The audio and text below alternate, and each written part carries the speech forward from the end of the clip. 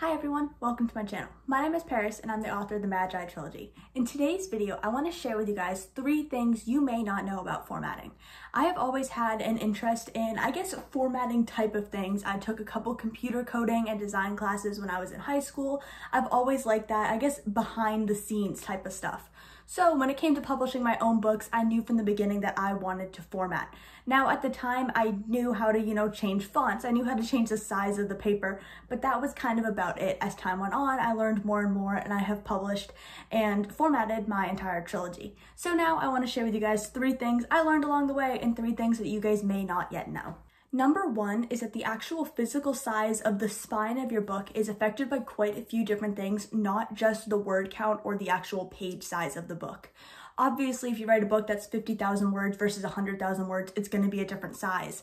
If your book is formatted in 5.5 by 8 inches versus 6 by 9 or anything in between, bigger than that, smaller than that, it's going to be a different size as the final product. The spine is going to be thicker or smaller depending on what you choose.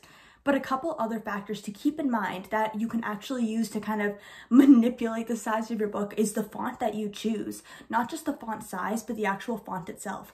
12-point Times New Roman font is probably a different size than a lot of other 12-point fonts.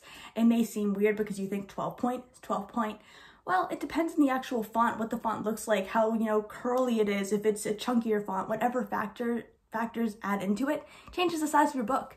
The actual amount of chapters you have is another big thing that I didn't realize affected the size of the book as much as it did until I was formatting Illusion of Fear and Belle Destine in particular. Illusion of Fear is about 350 pages or so. Belle Destine is 500 pages. There was only a 10,000 word count difference between the two of them, which isn't that much of a difference that I would have expected it to be that much bigger. But Belle Destine is over 70 chapters, including the bonus content, prologue, epilogue, etc. It's about 75 chapters.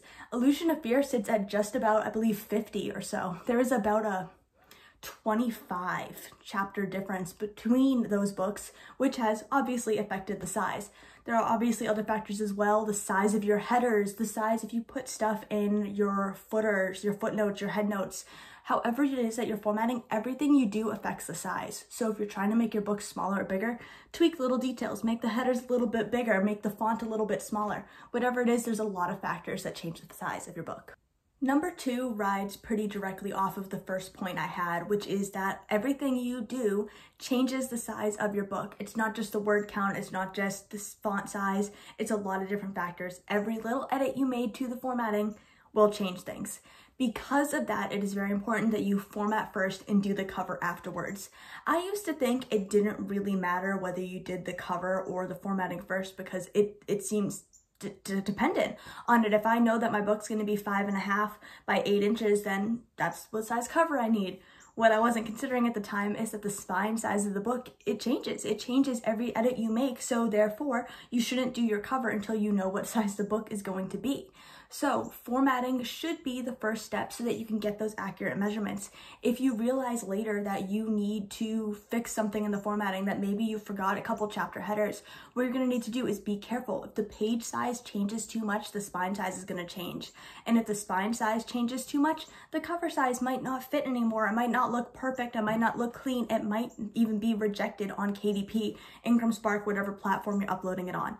This is not to scare you, it's not to freak you out, it's just to tell you format first and do the cover later. I don't know if there is a different way to override this problem. I know for me personally that doing formatting first has been a huge help because everything you do affects the spine size. The third and final aspect of formatting that you may not know that I wanted to share today is that you by no means are required to format your own book.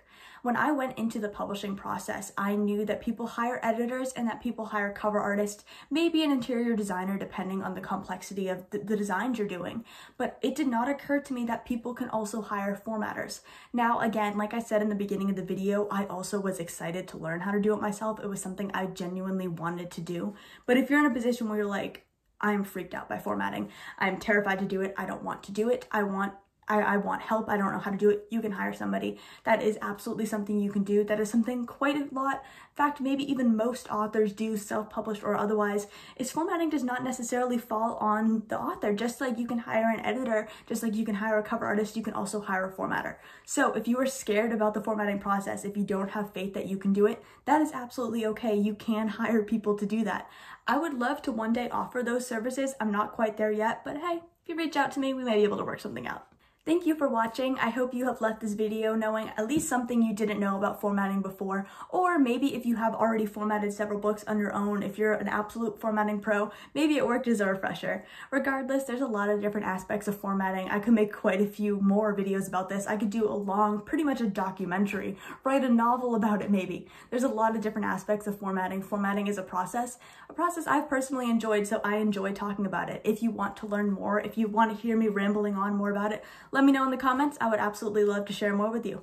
Don't forget to give it a thumbs up, this video. Don't forget to subscribe, and whatever time it is, whether it's morning, evening, or night, have a great day.